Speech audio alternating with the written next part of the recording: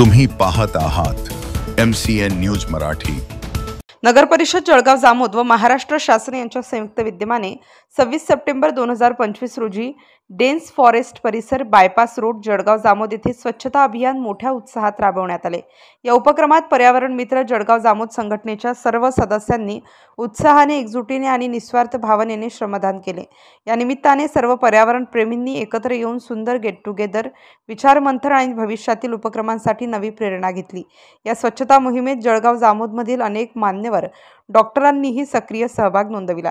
विशेष म्हणजे या परिसरात नगर परिषदेच्या माध्यमातून सुमारे 4000 झाडांचे वृक्षारोपण करण्यात आले असून या मोहिमेद्वारे परिसर अधिक स्वच्छ आणि हरित बनवण्याचा निर्धार व्यक्त करण्यात आला।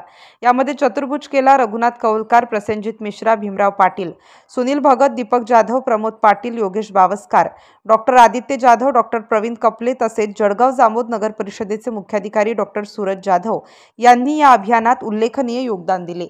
MCN न्यूज मराठीकरिता दिलीप इंगळे, जळगाव।